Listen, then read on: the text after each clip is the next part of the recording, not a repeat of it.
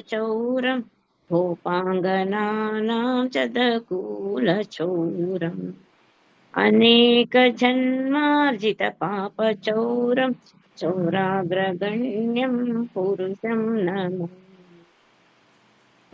हरे कृष्ण माताजी।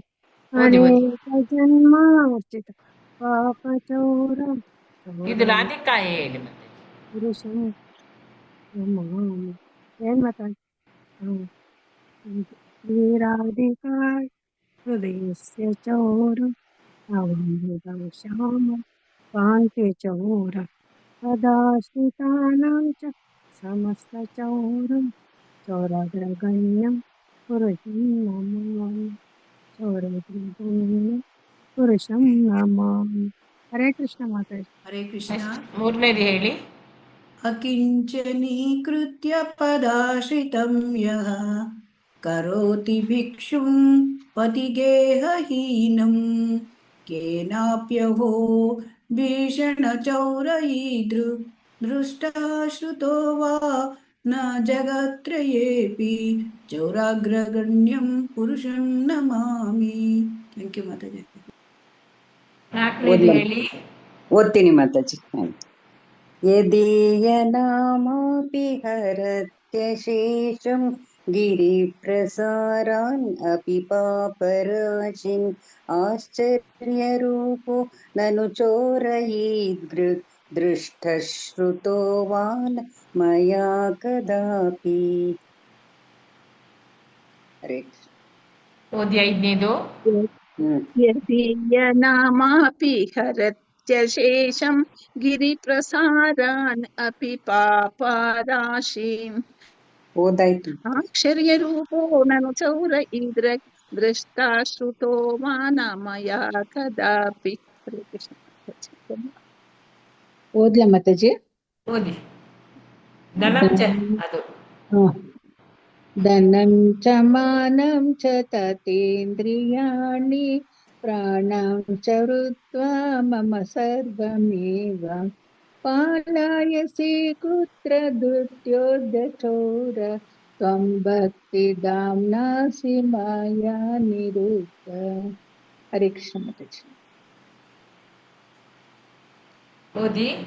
ಚಿನ್ನಸಿ. घोरं यमपाशबन्धं विनत्सि भीमं भवापाशबन्धं छिनत्सि सर्वस्य समस्तबन्धं नैवात्मनो भक्तकृतं तु बन्धम्।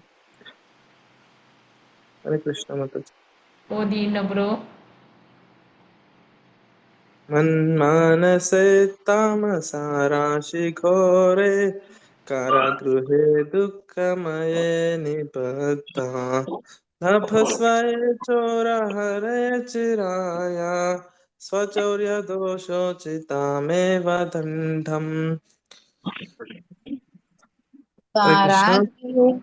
सदा हृदये मदिये मद्भक्तिपाश दृढबन्धनिश्चलकन् त्वां कृष्णाये प्रलयकोटिशतान्तरे सर्वस्वचौरहृदयान्न हि मोचयामि। इति श्री बिल्वमङ्गल ठाकुर विरचितं श्री चौराष्टकं सम्पूर्णम्। हरे कृष्णा कृष्ण कृष्ण हरे हरे हरे राम राम राम ರಾಮ ಹರೇ ಹರೇ. हरे कृष्ण हरे कृष्ण। ಹರೇ ಕೃಷ್ಣ.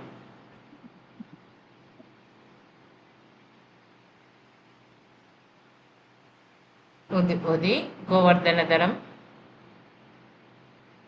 गोवर्धनधरं वन्दे गोपालं गोपरूपिणं गोकुलोत्सवमेयीशाना गोविन्दं गोपिका वन्दे वन्दे श्यामा नवगणधरं द्विभुजं मुरलीधरं पीताम्बरं धरं देवं देवं नाराधारोत्तमम्। नाम पुरुषोत्तम।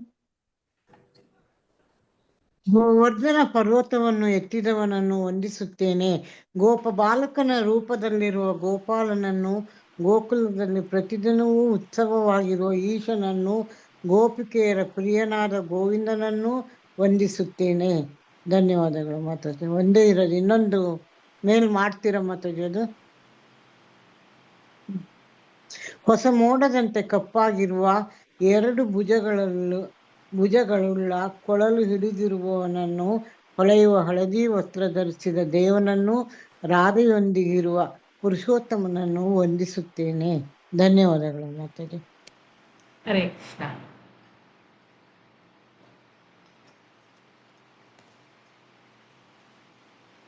ಜಯ ಜಯ ಶ್ರೀ ಚೈತನ್ಯ ಜಯ ನಿತ್ಯಾನಂದ. ಶ್ರೀ ಚೈತನ್ಯ ಜಯ ಜಯ ಜಯ ನಿತ್ಯಾನಂದ. ಜಯ ನಿತ್ಯಾನಂದ. ಜಯ ದ್ವಿತ ಚಂದ್ರ ಜಯ ಗೌರ ಭಕ್ತ ವೃಂದ. ಜಯ ಚಂದ್ರ ಜಯ ಗೌರ ಹರಿ ಜಯ ಜಯ ಶ್ರೀ ಚೈತನ್ಯ ಜಯ ನಿತ್ಯಾನಂದ. ಜಯ ದ್ವಿತ ಚಂದ್ರ ಜಯ ಗೌರ ಭಕ್ತ ವೃಂದ. ಜಯ ಜಯ ಚೈತನ್ಯ ಚೈತನ್ಯ ಜಯ ನಿತ್ಯಾನಂದ. ಜಯ ದ್ವೈತ ಚಂದ್ರ ಜಯ ಗೌರ ಭಕ್ತ ವೃಂದ. ಹರೇ ಕೃಷ್ಣ ಕೃಷ್ಣ ಕೃಷ್ಣ ಹರೇ ಹರೇ, ಹರೇ ರಾಮ ರಾಮ ರಾಮ ಹರೇ ಹರೇ. ಹರೇ ಕೃಷ್ಣ ಕೃಷ್ಣ ಕೃಷ್ಣ ಹರೇ ಹರೇ ರಾಮ ರಾಮ ರಾಮ ಹರೇ ಹರೇ. ಹರೇ ಕೃಷ್ಣ ಕೃಷ್ಣ ಕೃಷ್ಣ ಹರೇ ಹರೇ, ಹರೇ ರಾಮ ರಾಮ ರಾಮ ಹರೇ ಹರೇ. ಹರೇ ಕೃಷ್ಣ ಕೃಷ್ಣ ಕೃಷ್ಣ ಹರೇ ಹರೇ, ಹರೇ ರಾಮ ರಾಮ ರಾಮ ಹರೇ ಹರೇ. ಆಪಾನೆ ಚೈತನ್ಯ ಚರಿತಾಮೃತ ಅಧ್ಯಾಯ 7 ಪಂಚತತ್ವಗಳಲ್ಲಿ ಚೈತನ್ಯ ಮಹಾಪ್ರಭುಗಳು. ಶ್ಲೋಕ 65. ಆಪಾನೆ ಪ್ರಕಾಶಾನಂದ ಹಾತತೆ ದರಿಯ, ವಾಸಾಯಿಲ ಸಭಾ ಮಧ್ಯೆ ಸಮಾನ ಕರಿಯ. ಶಾಂತಿ ರೂಪಿಣಿ ಮಾತಾಜಿ. ಹರೇ ಕೃಷ್ಣ ಮಾತಾಜಿ. ಅಪಾನೆ ಪ್ರಕಾಶಾನಂದ ಹಾತತೆ ದರಿಯ, ವಸಾಯಿಲ ಸಭಾ ಮಧ್ಯೆ ಸಮಾನ ಕರಿಯ. ಅಪನೆ ಸ್ವತಃ ಪ್ರಕಾಶನಂದ ಹಾತತೆ ತಮ್ಮ ಕೈಯಿಂದ, ಧರಿಯ ಹಿಡಿದುಕೊಂಡು, ವಸಾಯಿಲ ಕುಳಿತುಕೊಳ್ಳುವಂತೆ, ಆಮೇಲೆ ಮಾಡಿ, ಸಭೆಯ ಮಧ್ಯದಲ್ಲಿ ಸಮ್ಮಾನ ಮಹಾ ಗೌರವಪೂರ್ವಕವಾಗಿ ಕರಿಯ ಅವರಿಗೆ ತೋರಿ. ಅನುವಾದ ಭಾವಾರ್ಥ ಶ್ರೀಲ ಪ್ರಭುಪಾದರಿಗೆ ಜಯವಾಗಲಿ. ಆದ್ರೆ ಪ್ರಕಾಶಾನಂದ ಸರಸ್ವತಿ ಅವರು ಶ್ರೀ ಚೈತನ್ಯ ಮಹಾಪ್ರಭುಗಳನ್ನು ಕೈಯಿಂದ ಸ್ವತಃ ಹಿಡಿದೆತ್ತಿ ಸಭೆಯ ಮಧ್ಯದಲ್ಲಿ ಅತ್ಯಂತ ಗೌರವಪೂರ್ವಕವಾಗಿ ಕೂಡಿಸಿದರು. ಭಾವಾರ್ಥ: ಶ್ರೀ ಚೈತನ್ಯ ಮಹಾಪ್ರಭುಗಳನ್ನು ಕುರಿತು ಪ್ರಕಾಶಾನಂದ ಸರಸ್ವತಿ ಅವರು ತೋರಿದ ಗೌರವಪೂರ್ವಕ ನಡವಳಿಕೆಯನ್ನು ಬಹುವಾಗಿ ಪ್ರಶಂಸಿಸಬೇಕು. ಅಂತಹ ನಡವಳಿಕೆಯನ್ನು ವ್ಯಕ್ತಿಯು ತನಗೆ ಅರಿವಿಲ್ಲದೆಯೇ ವ್ಯಕ್ತಪಡಿಸಿದ್ದ ಅಜ್ಞಾತ ಸುಕೃತಿ ಎಂದು ಎಣಿಕೆ ಮಾಡಲಾಗುತ್ತದೆ. ಹೀಗೆ ಶ್ರೀ ಚೈತನ್ಯ ಮಹಾಪ್ರಭುಗಳು ಬಹಳ ಚಾತುರ್ಯದಿಂದ ಪ್ರಕಾಶಾನಂದ ಸರಸ್ವತಿ ಅವರಿಗೆ ಅಜ್ಞಾತ ಸುಕೃತಿಯಲ್ಲಿ ಪ್ರಗತಿಯನ್ನು ಸಾಧಿಸಲಿ ಮತ್ತು ತನ್ಮೂಲಕ ಮುಂದೆ ದಿಟ್ಟವಾಗಿಯೂ ವೈಷ್ಣವ ಸನ್ಯಾಸಿಯಾಗಲಿ ಎಂದು ಒಂದು ಅವಕಾಶವನ್ನು ಒದಗಿಸಿದರು. ಹರೇ ಕೃಷ್ಣ ಮಾತಾಜಿ. ಧನ್ಯವಾದ. ಹರೇ ಕೃಷ್ಣ. ಇಲ್ಲಿ ಪ್ರಕಾಶಾನಂದ ಸರಸ್ವತಿ ಮತ್ತು ಚೈತನ್ಯ ಮಹಾಪ್ರಭುಗಳನ್ನು ಕೈಯಿಂದ ಸ್ವತಃ ಹಿಡಿದೆತ್ತಿ ಸಭೆಯ ಮಧ್ಯದಲ್ಲಿ ಅತ್ಯಂತ ಗೌರವಪೂರ್ವಕವಾಗಿ ಕೂಡಿಸಿದ್ರು. ಆದರೆ ಪ್ರಕಾಶಾನಂದ ಸರಸ್ವತಿ ಅವರು ಚೈತನ್ಯ ಮಹಾಪ್ರಭುಗಳನ್ನು ಕೈಯಿಂದ ಸ್ವತಃ ಹಿಡಿದೆತ್ತುತ್ತಾರೆ, ಸಭೆಯ ಮಧ್ಯದಲ್ಲಿ ಅತ್ಯಂತ ಗೌರವಪೂರ್ವಕವಾಗಿ ಕೂಡಿಸ್ತಾರೆ. ಭಾವಾರ್ಥ ಶ್ರೀಲ ಪ್ರಭುಪಾದಕ್ಕೆ ಚೈತನ್ಯ ಮಹಾಪ್ರಭುಗಳನ್ನು ಕುರಿತು ಪ್ರಕಾಶಾನಂದ ಸರಸ್ವತಿ ಅವರು ತೋರಿದ ಗೌರವಪೂರ್ವಕ ನಡವಳಿಕೆಗಳನ್ನು ಬಹುವಾಗಿ ಪ್ರಶಂಸಿಸಬೇಕು. ಅಂತಹ ನಡವಳಿಕೆಯನ್ನು ವ್ಯಕ್ತಿ ತನಗೆ ಅರಿವಿಲ್ಲದಂತೆ ವ್ಯಕ್ತಪಡಿಸಿದ್ದ ಅಜ್ಞಾತ ಸುಕೃತಿ ಅಂತೇಳಿ ಇದನ್ನು ಹೇಳ್ಬೋದು. ಹೀಗೆ ಶ್ರೀ ಚೈತನ್ಯ ಮಹಾಪ್ರಭುಗಳು ಬಹಳ ಚಾತುರ್ಯದಿಂದ ಈ ಪ್ರಕಾಶಾನಂದ ಸರಸ್ವತಿ ಅವರಿಗೆ ಅಜ್ಞಾತ ಸುಕೃತಿಯಲ್ಲಿ ಪ್ರಗತಿಯನ್ನು ಸಾಧಿಸಲಿ ಮತ್ತು ತನ್ಮೂಲಕ ಮುಂದೆ ದಿಟವಾಗಿಯೂ ವೈಷ್ಣವ ಸನ್ಯಾಸಿಯಾಗಲಿ ಎಂದು ಒಂದು ಅವಕಾಶವನ್ನು ಅವರಿಗೆ ಒದಗಿಸಿದ್ರು. ಶ್ಲೋಕ 66. पूजिला तुम्हारा नाम श्री कृष्ण चैतन्य केशव भारती शिष्य ते तुम्ही धन्य. ಉಮಾ ಕುಲಕರ್ಣಿ ಮಾತಾಜಿ.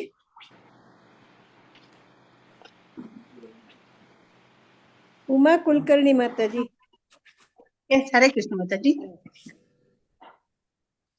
ಶ್ಲೋಕ 66 ಅಲ್ಲ ಮಾತಾಜಿ? ಹೌದು, 66. पूजिला तुम्हारा नाम श्री कृष्ण चैतन्य केशव भारती ಶಿಷ್ಯ ತಾತೆ ತುಮಿ ಧನ್ಯ. ಪೂಚಿಲ ಕೇಳಿದರು, ತೋಮಾರ ನಿಮ್ಮ, ನಾಮ ಹೆಸರು, ಶ್ರೀಕೃಷ್ಣ ಶ್ರೀಕೃಷ್ಣ ಚೈತನ್ಯ ಎಂಬ ಹೆಸರು, ಕೇಶವ ಭಾರತೀಯರ ಶಿಷ್ಯ ನೀವು ಕೇಶವ ಭಾರತಿ ಅವರ ಶಿಷ್ಯರು, ತಾತೆ ಅವರಿಂದಾಗಿ ತುಮಿ ನೀವು ಆಗಿದ್ದೀರಿ, ಧನ್ಯ ಧನ್ಯರು. ಅನುವಾದ ಅಷ್ಟೇ ಅಲ್ಲ ಮತ್ತೆ ಅನುವಾದ ಪ್ರಪಾದರಿಂದ ಪ್ರಪಾದಿಗಳು. ಅನಂತರ ಪ್ರಕಾಶಾನಂದ ಸರಸ್ವತಿ ಅವರು ಹೇಳಿದರು, ನಿಮ್ಮ ಹೆಸರು ಶ್ರೀಕೃಷ್ಣ ಚೈತನ್ಯ ಎಂದು ಕೇಳಿದ್ದೇನೆ. ನೀವು ಶ್ರೀ ಕೇಶವ ಭಾರತಿಯವರ ಶಿಷ್ಯರಾಗಿರುವುದರಿಂದ ಧನ್ಯರಾಗಿದ್ದೀರಿ. ಹರೇ ಕೃಷ್ಣ ಮಾತಾಜಿ. ಹರೇ ಕೃಷ್ಣ. ನಂತರ ಪ್ರಕಾಶಾನಂದ ಸರಸ್ವತಿ ಅವರು ಹೇಳ್ತಾರೆ, ನಿಮ್ಮ ಹೆಸರು ಶ್ರೀಕೃಷ್ಣ ಚೈತನ್ಯ ಅಂತೇಳಿ ಕೇಳಿದ್ದೇನೆ ನಾನು. ನೀವು ಶ್ರೀ ಕೇಶವ ಭಾರತಿ ಅವರ ಶಿಷ್ಯರಾಗಿರುವುದರಿಂದ ಧನ್ಯರಾಗಿದ್ದೀರಿ ಹೇಳಿ ಪ್ರಕಾಶಾನಂದ ಸರಸ್ವತಿ ಅವರು ಹೇಳ್ತಾರೆ. ಶ್ಲೋಕ 67. सांप्रदायिक सन्यासी तुम्ही रहा यही ग्रामे की कारणे हम सबर न कर दर्शने. ಯಶೋಧ ಮಾತಾಜಿ ಓದ್ತೀರಾ? ಯಶೋಧ ಮಾತಾಜಿ. ಉಮಾದೇವಿಗೆ ಬೇಡ ಅಂತೀರ? ಮಾತಾಡಿ. ಓದಿ. ನಿಮಿಷ ಮಾತಾಜಿ.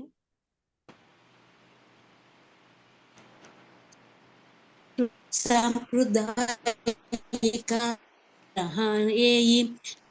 की कारणे आम सबर नाकार दर्शने. ಸಾಂಪ್ರದಾಯಿಕ ಜನಾಂಗದ ಸನ್ಯಾಸಿ, ಮಾಯವಾದಿ ಸನ್ಯಾಸಿ ತುಮಿ ನೀವು ಆಗಿದ್ದೀರಿ.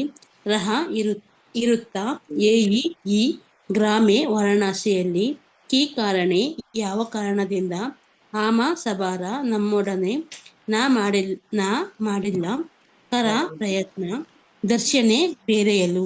ಅನುವಾದ: ನೀವು ನಮ್ಮ ಶಂಕರ ಸಂಪ್ರದಾಯಕ್ಕೆ ಸೇರಿದವರು, ಇದೇ ವಾರಣಾಸಿ ಗ್ರಾಮದಲ್ಲಿ ನೆಲೆಸಿದ್ದೀರಿ. ಆದರೆ ಯಾಕೆ ನೀವು ನಮ್ಮೊಡನೆ ಸೇರುವುದಿಲ್ಲ? ನಮ್ಮ ದರ್ಶನವನ್ನು ಕೂಡ ನೀವು ತಪ್ಪಿಸುತ್ತಿದ್ದೀರಿ ಯಾಕೆ? ಭಾವಾರ್ಥ: ಒಬ್ಬ ವೈಷ್ಣವ ಸನ್ಯಾಸಿ ಅಥವಾ ಆಧ್ಯಾತ್ಮಿಕ ಜ್ಞಾನದಲ್ಲಿ 2ನೇ ಹಂತದಲ್ಲಿರುವ ವೈಷ್ಣವನು ಈ 4 ತತ್ವಗಳನ್ನು ಅರ್ಥ ಮಾಡಿಕೊಳ್ಳಬಲ್ಲ. ದೇವೋತ್ತಮ ಪರಮಪುರುಷ, ಭಕ್ತರು, ಮುಗ್ಧರು ಮತ್ತು ಅಸೂಯ ಪರರು, ಈ 4ರೊಡನೆಯೂ ಅವನು ಬೇರೆ ಬೇರೆಯಾಗಿ ನಡೆದುಕೊಳ್ಳುತ್ತಾನೆ. ದೇವೋತ್ತಮನೊಡನೆ ತನ್ನ ಪ್ರೀತಿಯನ್ನು ಹೆಚ್ಚಿಸಿಕೊಳ್ಳಲು ಪ್ರಯತ್ನಿಸುತ್ತಾನೆ, ಭಕ್ತರೊಡನೆ ಸ್ನೇಹವನ್ನು ಬೆಳೆಸುತ್ತಾನೆ, ಮುಗ್ಧರಿಗೆ ಕೃಷ್ಣ ಪ್ರಜ್ಞೆಯನ್ನು ಬೋಧಿಸುತ್ತಾನೆ. ಆದರೆ ಕೃಷ್ಣ ಪ್ರಜ್ಞಾ ಆಂದೋಲನದ ಬಗೆಗೆ ಈರ್ಷೆಯಿಂದಿರುವ ಅಸೂಯ ಪರರನ್ನು ದೂರವಿರಿಸುತ್ತಾನೆ. ಸ್ವತಃ ಚೈತನ್ಯ ಮಹಾಪ್ರಭುಗಳೇ ಇಂತಹ ನಡವಳಿಕೆಗೆ ನಿರ್ದೇಶನರಾಗುತ್ತಾರೆ. ಅದಕ್ಕಾಗಿಯೇ ಪ್ರಕಾಶಾನಂದ ಸರಸ್ವತಿ ಅವರು ಯಾಕೆ ಅವರೊಡನೆ ಬೆರೆಯಲಿಲ್ಲ ಅಥವಾ ಮಾತನ್ನು ಆಡಲಿಲ್ಲ? ಕೃಷ್ಣ ಪ್ರಜ್ಞಾ ಆಂದೋಲನದ ಬೋಧಕನು ಸಾಮಾನ್ಯವಾಗಿ ಮಾಯವಾದಿ ಸನ್ಯಾಸಿಗಳೊಡನೆ ಮಾತನಾಡುತ್ತಾ ತನ್ನ ಸಮಯವನ್ನು ವ್ಯರ್ಥ ಮಾಡಬಾರದು. ಆದರೆ ಸಾಹಸಧಾರಿತ ವಾಗ್ದವು ನಡೆದಾಗ ವೈಷ್ಣವನು ಮುಂದೆ ಬಂದು ಅವರನ್ನು ತತ್ವಶಾಸ್ತ್ರದಲ್ಲಿ ಸೋಲಿಸಬೇಕು ಎನ್ನುವುದನ್ನು ಚೈತನ್ಯ ಮಹಾಪ್ರಭುಗಳು ತಮ್ಮ ದೃಷ್ಟಾಂತದಿಂದ ಖಚಿತಪಡಿಸಿದರು. ಮಾಯವಾದಿ ಸನ್ಯಾಸಿಗಳ ಪ್ರಕಾರ ಶಂಕರಾಚಾರ್ಯರ ಅನಂತರದ ಗುರು ಶಿಷ್ಯ ಪರಂಪರೆಯಲ್ಲಿ ಸನ್ಯಾಸವನ್ನು ಸ್ವೀಕರಿಸಿದ ಸನ್ಯಾಸಿ. ಕೃಷ್ಣ ಪ್ರಜ್ಞಾ ಆಂದೋಲನದಲ್ಲಿ ಬೋಧನೆ ಮಾಡುವ ಸನ್ಯಾಸಿಗಳು ಅಪ್ಪಟ ಸನ್ಯಾಸಿಗಳಲ್ಲ ಎಂದು ಕೆಲವು ಸಲ ಪ್ರಶ್ನಿಸಲಾಗುತ್ತದೆ. ಏಕೆಂದರೆ ಅವರು ಬ್ರಾಹ್ಮಣ ಕುಟುಂಬಗಳಿಗೆ ಸೇರಿದವರಲ್ಲ. ಬ್ರಾಹ್ಮಣ ಕುಟುಂಬದಲ್ಲಿ ಜನಿಸಿಲ್ಲದವರಿಗೆ ಮಾಯವಾದಿಗಳು ಸನ್ಯಾಸ ದೀಕ್ಷೆಯನ್ನು ಕೊಡುವುದಿಲ್ಲ. ಆದರೆ ಪ್ರಸ್ತುತ ಕಾಲದಲ್ಲಿ ಪ್ರತಿಯೊಬ್ಬನು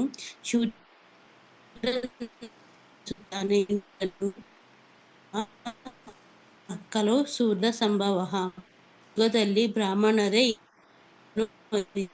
ಬೇಕು, ಏಕೆಂದರೆ ಜನ್ಮ ಸಿದ್ಧ ಹಕ್ಕು ಎಂದು ತಾವು ಬ್ರಾಹ್ಮಣರು ಎಂದು ಹೇಳಿಕೊಳ್ಳುವವರು ಬ್ರಾಹ್ಮಣದ ಅರ್ಹತೆಗಳನ್ನು ಹೊಂದಿಲ್ಲ. ಆದರೆ ಒಬ್ಬನು ಅಬ್ರಾಹ್ಮಣರ ಕುಟುಂಬದಲ್ಲಿ ಜನಿಸಿದ್ದರೂ ಅವನಿಗೆ ಬ್ರಾಹ್ಮಣದ ಅರ್ಹತೆಗಳನ್ನು ಹೊಂದಿಲ್ಲ. ಆದರೆ ಒಬ್ಬನು ಅಬ್ರಾಹ್ಮಣ ಕುಟುಂಬದಲ್ಲಿ ಜನಿಸಿದ್ದರೂ ಅರ್ಹತೆಗಳಿದ್ದರೆ ಅವನನ್ನು ಬ್ರಾಹ್ಮಣ ಎಂದು ಅಂಗೀಕರಿಸಬೇಕು. ಇದನ್ನು ಶ್ರೀಲ ನಾರದ ಮುನಿಗಳು ಮತ್ತು ಮಹಾ ಸಾಧುಗಳಾದ ಶ್ರೀಧರ ಸ್ವಾಮಿಗಳು ಖಚಿತಪಡಿಸಿದ್ದಾರೆ. ಇದನ್ನು ಶ್ರೀಮದ್ ಭಾಗವತದಲ್ಲೂ ಹೇಳಲಾಗಿದೆ. ವ್ಯಕ್ತಿಯು ಕೇವಲ ಹುಟ್ಟಿನಿಂದ ಬ್ರಾಹ್ಮಣನಾಗುವುದಿಲ್ಲ, ಬ್ರಾಹ್ಮಣನ ಗುಣಗಳನ್ನು ಅವನು ಹೊಂದಿರಬೇಕು ಎಂದು ನಾರದರು ಮತ್ತು ಶ್ರೀಧರ ಸ್ವಾಮಿಗಳು ಇಬ್ಬರೂ ಹೇಳಿದ್ದಾರೆ. ಆದ್ದರಿಂದ ನಮ್ಮ ಕೃಷ್ಣ ಪ್ರಜ್ಞಾ ಆಂದೋಲನದಲ್ಲಿ ನಿಗದಿತ ಬ್ರಾಹ್ಮಣ ತತ್ವಗಳಿಗೆ ಸಂಬಂಧಿಸಿದಂತೆ ಅರ್ಹತೆಯನ್ನು ಹೊಂದಿಲ್ಲದವರಿಗೆ ಸನ್ಯಾಸ ದೀಕ್ಷೆಯನ್ನು ನಾವು ಕೊಡುವುದಿಲ್ಲ.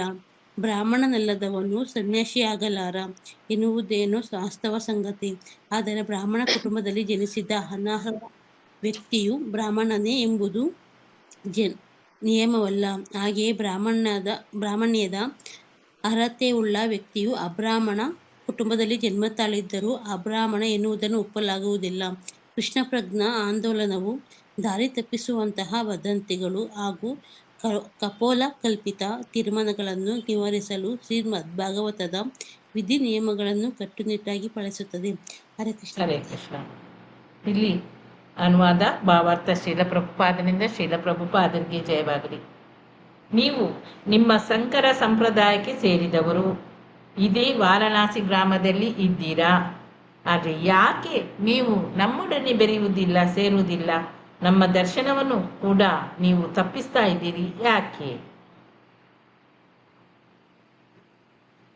ಭಾವಾರ್ಥದಲ್ಲಿ ಒಬ್ಬ ವೈಷ್ಣವ ಸನ್ಯಾಸಿ ಅಥವಾ ಆಧ್ಯಾತ್ಮಿಕ ಜ್ಞಾನದಲ್ಲಿ ಎರಡನೆಯ ಹಂತದಲ್ಲಿರುವ ವೈಷ್ಣವನು ಈ 4 ತತ್ವಗಳನ್ನು ಅರ್ಥ ಮಾಡಿಕೊಳ್ಳಬಲ್ಲ. ದೇವೋತ್ತಮ ಪರಮಪುರುಷ ಒಂದು, ಭಕ್ತರು, ಮುಗ್ಧರು, ಅಸೂಯಪರರು.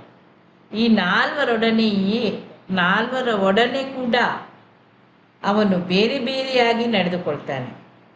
ದೇವೋತ್ತಮನೊಡನೆ ತನ್ನ ಪ್ರೀತಿಯನ್ನು ಹೆಚ್ಚಿಸಿಕೊಳ್ಳಲು ಪ್ರಯತ್ನಿಸ್ತಾನೆ, ಭಕ್ತರೊಡನೆ ಸ್ನೇಹವನ್ನು ಬೆಳೆಸ್ತಾನೆ, ಮುಗ್ಧರಿಗೆ ಕೃಷ್ಣ ಪ್ರಜ್ಞೆಯನ್ನು ಬೋಧಿಸ್ತಾನೆ. ಆದರೆ ಕೃಷ್ಣ ಪ್ರಜ್ಞಾ ಆಂದೋಲನದ ಬಗ್ಗೆ ಈರ್ಷೆಯಿಂದ ಇರುವ ಅಸೂಯಾಪರರನ್ನು ದೂರವಿರಿಸುತ್ತಾನೆ. ಸ್ವತಃ ಚೈತನ್ಯ ಮಹಾಪ್ರಭುಗಳೇ ಇಂತಹ ನಡವಳಿಕೆಗೆ ಒಂದು ಉದಾಹರಣೆ, ನಿದರ್ಶನವಾಗಿದ್ದಾರೆ. ಅದಕ್ಕಾಗಿ ಅವರು ಪ್ರಕಾಶಾನಂದ ಸರಸ್ವತಿ ಅವರು ಏಕೆ ಅವರೊಡನೆ ಬೆರೆಯಲಿಲ್ಲ ಅಥವಾ ಮಾತನ್ನು ಆಡಲಿಲ್ಲ ಎಂದು ವಿಚಾರಿಸಿದರು. ಕೃಷ್ಣ ಪ್ರಜ್ಞಾ ಆಂದೋಲನದ ಬೋಧಕರು ಸಾಮಾನ್ಯವಾಗಿ ಮಾಯವಾದಿ ಸನ್ಯಾಸಿಗಳೊಡನೆ ಮಾತನಾಡುತ್ತಾ ತಮ್ಮ ಸಮಯವನ್ನು ವ್ಯರ್ಥ ಮಾಡಬಾರದು. ಆದರೆ ಶಾಸ್ತ್ರಧಾರಿತ ವಾಗ್ವಾದವು ನಡೆದಾಗ ವೈಷ್ಣವನು ಮುಂದೆ ಬಂದು ಅವರನ್ನು ತತ್ವಶಾಸ್ತ್ರದಲ್ಲಿ ಸೋಲಿಸಬೇಕು ಎನ್ನುವುದನ್ನು ಚೈತನ್ಯ ಮಹಾಪ್ರಭುಗಳು ತಮ್ಮ ದೃಷ್ಟಾಂತದಿಂದ ಖಚಿತಪಡಿಸಿದ್ರು. ಮಾಯವಾದಿ ಸನ್ಯಾಸಿಗಳ ಪ್ರಕಾರ ಶಂಕರಾಚಾರ್ಯರು ಅವರ ಅನಂತರದ ಗುರು ಶಿಷ್ಯ ಪರಂಪರೆಯಲ್ಲಿ ಸನ್ಯಾಸವನ್ನು ಸ್ವೀಕರಿಸಿದವನೇ ವೈದಿಕ ಸನ್ಯಾಸಿ. ಕೃಷ್ಣ ಪ್ರಜ್ಞಾ ಆಂದೋಲನದಲ್ಲಿ ಬೋಧನೆ ಮಾಡುವ ಸನ್ಯಾಸಿಗಳು ಅಪಟ ಸನ್ಯಾಸಿಗಳು ಅಲ್ಲ ಎಂದು ಕೆಲವು ಸಲ ಪ್ರಶ್ನಿಸಲಾಗಿದೆ. ಏಕೆಂದರೆ ಅವರು ಬ್ರಾಹ್ಮಣ ಕುಟುಂಬಗಳಿಗೆ ಸೇರಿದವರು ಕೂಡ ಅಲ್ಲ. ಬ್ರಾಹ್ಮಣ ಕುಟುಂಬದಲ್ಲಿ ಜನಿಸಿಲ್ಲದವರಿಗೆ ಮಾಯಾವಾದಿಗಳು ಸನ್ಯಾಸ ದೀಕ್ಷೆಯನ್ನು ಕೊಡುವುದಿಲ್ಲ. ಆದರೆ ಪ್ರಸ್ತುತ ಕಾಲದಲ್ಲಿ ಪ್ರತಿಯೊಬ್ಬರೂ ಕೂಡ ಶೂದ್ರನಾಗಿಯೇ ಜನಿಸುತ್ತಾನೆ ಎನ್ನುವುದು ದುರಾದೈವವಶಾತ್ ಅವರಿಗೆ ತಿಳಿದಿಲ್ಲ. ಕಲವು ಶೂದ್ರ ಸಂಭವ. ಈ ಯುಗದಲ್ಲಿ ಬ್ರಾಹ್ಮಣರೇ ಇಲ್ಲ ಎನ್ನುವುದನ್ನು ನಾವು ತಿಳಿಬೇಕು. ಏಕೆಂದರೆ ಅಜನ್ಮಸಿದ್ಧ ಹಕ್ಕು ತಾವು ಎಂದು ಬ್ರಾಹ್ಮಣರು ಎಂದು ಹೇಳಿಕೊಳ್ಳುವವರು ಬ್ರಾಹ್ಮಣ್ಯದ ಅರ್ಹತೆಯನ್ನು ಹೊಂದಿಲ್ಲ. ಆದರೆ ಒಬ್ಬನು ಅಬ್ರಾಹ್ಮಣರ ಕುಟುಂಬದಲ್ಲಿ ಜನಿಸಿದ್ರು ಕೂಡ ಅವನಿಗೆ ಬ್ರಾಹ್ಮಣ್ಯದ ಅರ್ಹತೆಗಳಿದ್ದರೆ ಅವನನ್ನು ಬ್ರಾಹ್ಮಣ ಅಂತ ಹೇಳಿ ಅಂಗೀಕರಿಸಬಹುದು. ಇದನ್ನು ಶ್ರೀಲ ನಾರದ ಮುನಿಗಳು ಮತ್ತೆ ಮಹಾಸಾಧುಗಳಾದ ಶ್ರೀಧರ ಸ್ವಾಮಿಗಳು ಅವರು ಇದನ್ನು ಖಚಿತಪಡಿಸಿಕೊಂಡಿದ್ದಾರೆ. ಇದನ್ನು ಶ್ರೀಮದ್ ಭಾಗವತದಲ್ಲಿ ಕೂಡ ಹೇಳಿದ್ದಾರೆ. ವ್ಯಕ್ತಿಯು ಕೇವಲ ಹುಟ್ಟಿನಿಂದ ಆಗುವುದಿಲ್ಲ, ಬ್ರಾಹ್ಮಣನ ಗುಣಗಳು ಬೇಕು, ಅದನ್ನು ಅವನು ಹೊಂದಿರಬೇಕು ಅಂತ ಹೇಳಿ ನಾರದರು ಮತ್ತು ಶ್ರೀಧರ ಸ್ವಾಮಿಗಳು ಇಬ್ಬರು ಕೂಡ ಹೇಳಿದ್ದಾರೆ. ಆದ್ದರಿಂದ ನಮ್ಮ ಕೃಷ್ಣ ಪ್ರಜ್ಞಾ ಆಂದೋಲನದಲ್ಲಿ ನಿಗದಿತ ಬ್ರಾಹ್ಮಣ ತತ್ವಗಳಿಗೆ ಸಂಬಂಧಿಸಿದಂತೆ ಅರ್ಹತೆಯನ್ನು ಹೊಂದಿಲ್ಲದವರಿಗೆ ಸನ್ಯಾಸ ದೀಕ್ಷೆಯನ್ನು ನಾವು ಎಂದು ಕೂಡ ಕೊಡುವುದಿಲ್ಲ. ಬ್ರಾಹ್ಮಣನಲ್ಲದವನು ಸನ್ಯಾಸಿಯಾಗಲಿಕ್ಕೆ ಆಗುವುದಿಲ್ಲ ಎನ್ನುವುದೇನೋ ಅದು ವಾಸ್ತವದ ಸಂಗತಿ. ಆದರೆ ಬ್ರಾಹ್ಮಣ ಕುಟುಂಬದಲ್ಲಿ ಜನಿಸಿದ ಅನರ್ಹ ವ್ಯಕ್ತಿಯು ಬ್ರಾಹ್ಮಣನೇ ಎಂಬುದು ನಿಯಮವಲ್ಲ. ಹಾಗೆಯೇ ಬ್ರಾಹ್ಮಣ್ಯದ ಅರ್ಹತೆಯುಳ್ಳ ವ್ಯಕ್ತಿಯು ಆ ಬ್ರಾಹ್ಮಣ ಕುಟುಂಬದಲ್ಲಿ ಅಂದರೆ ಬ್ರಾಹ್ಮಣನಲ್ಲದ ಕುಟುಂಬದಲ್ಲಿ ಜನ್ಮ ತಾಳಿದ್ರೂ ಕೂಡ ಆ ಬ್ರಾಹ್ಮಣ ಎನ್ನುವುದನ್ನು ಒಪ್ಪಲಾಗುವುದಿಲ್ಲ. ಬ್ರಾಹ್ಮಣ್ಯದ ಅರ್ಹತೆ ಇದ್ದರೆ ಅವನು ಬ್ರಾಹ್ಮಣನಲ್ಲದ ಕುಟುಂಬದಲ್ಲಿ ಹುಟ್ಟಿದ್ರೂ ಕೂಡ ಅವನು ಬ್ರಾಹ್ಮಣ ಅಂತ ಹೇಳಿ ಹೇಳ್ಬೋದು. ಕೃಷ್ಣ ಪ್ರಜ್ಞಾ ಆಂದೋಲನವು ದಾರಿ ತಪ್ಪಿಸುವಂತಹ ವದಂತಿಗಳು ಹಾಗೂ ಕಪೋಲ ಕಲ್ಪಿತ ತೀರ್ಮಾನಗಳನ್ನು ನಿವಾರಿಸಲು ಶ್ರೀಮದ್ ಭಾಗವತದ ವಿಧಿ ನಿಯಮಗಳನ್ನು ಕಟ್ಟುನಿಟ್ಟಾಗಿ ಅದು ಪಾಲಿಸುತ್ತದೆ. ಶ್ರೀಮದ್ ಭಾಗವತ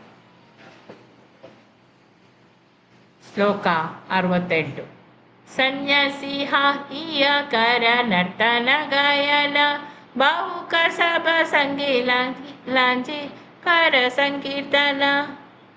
ಏ ಮಂಜುಳಾ ಮಾತಾಜಿ,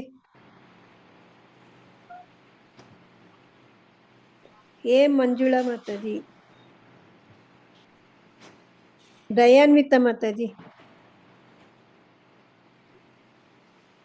ಕೃಷ್ಣಮೂರ್ತಿ ಪ್ರಭುಜಿ. ಹರೇ ಕೃಷ್ಣ. ಓದಿ.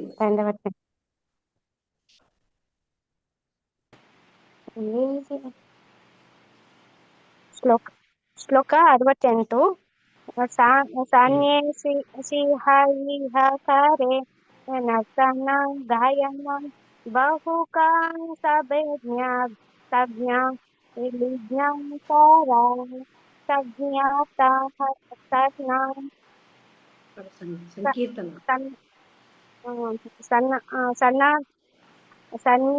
ಸನ್ಯಾಸಿ ವೈರಾಗ್ಯ ಜೀವನದಲ್ಲಿ ಇರುವವನು ನಾನು ಹಾಹಿಯ ಸ್ವೀಕರಿಸುವುದು ಕರ ನೀವು ಮಾಡುತ್ತೀರಿ ನರ್ತನ ಗಾಯನ ನರ್ತನ ಮತ್ತು ಸಂಕೀರ್ತನೆ ಭಾವುಕ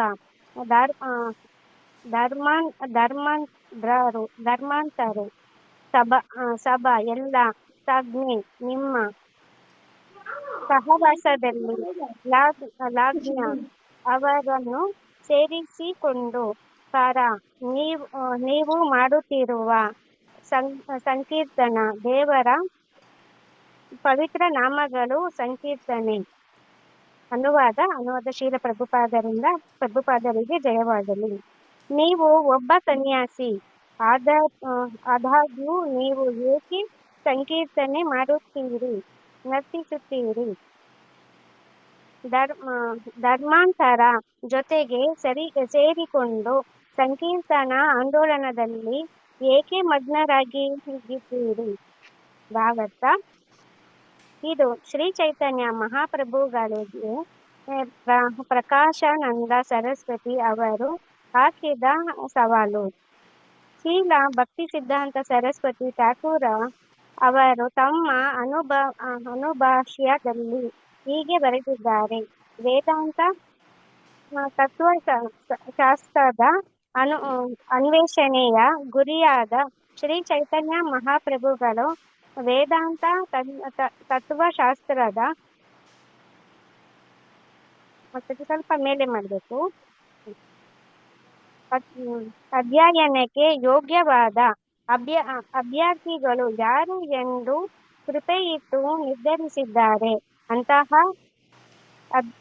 ಅಭ್ಯರ್ಥಿಯ ಮೊದಲನೆಯ ಅರ್ಹತೆಯನ್ನು ಶ್ರೀ ಚೈತನ್ಯ ಮಹಾಪ್ರಭುಗಳು ತಮ್ಮ ಶಿಷ್ಟಾಷ್ಟಕದಲ್ಲಿ ಹೀಗೆ ವಿವರಿಸಿದ್ದಾರೆ. ಕೃತದಾಪಿಸು ನಿಚಾನ ತೋರೋ ತೋರ ಇವ ಸಹಿಷ್ಣುನ ತೃಣದಾಪೆ ನಿಮ್ಗೆ ಗೊತ್ತಿದೆ ಅಲ್ಲ ಮಾತಾಜಿ. ತರೋರಪಿ ಸಹಿಷ್ಣುನ ಅಮಾನಿನ ಮಾನದೇನ ಕೀರ್ತನೆಯ ಸದಾಹರಿ. ವ್ಯಕ್ತಿಯು ಗುರು ಶಿಷ್ಯ ಪರಂಪರೆಯ ಮೂಲಕ ವೇದಾಂತ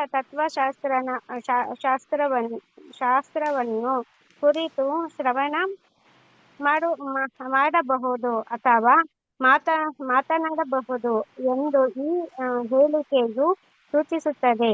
ವ್ಯಕ್ತಿಯು ಬಹಳ ವಿನೀತನಾಗಿಯೂ ದೀನನಾಗಿಯೂ ಇರಬೇಕು. ವೃಕ್ಷಕ್ಕಿಂತ ಹೆಚ್ಚು ಸಹಿಷ್ಣುವಾಗಿರಬೇಕು ಮತ್ತು ಹುಲ್ಲಿಗಿಂತ ಹೆಚ್ಚು ವಿನಮ್ರನಾಗಿರಬೇಕು. ವ್ಯಕ್ತಿಯು ತನಗೆ ಗೌರವ ನೀಡಬೇಕೆಂದು ತಗಾದೆ ಮಾಡಬಾರದು. ಆದರೆ ಬೇರೆಯವರಿಗೆ ಎಲ್ಲಾ ರೀತಿಯ ಗೌರವವನ್ನು ಸಲ್ಲಿಸಲು ಸಿದ್ಧರಾಗಿರಬೇಕು. ವೈದಿಕ ಜ್ಞಾನವನ್ನು ಅರ್ಥಮಾಡಿಕೊಳ್ಳಲು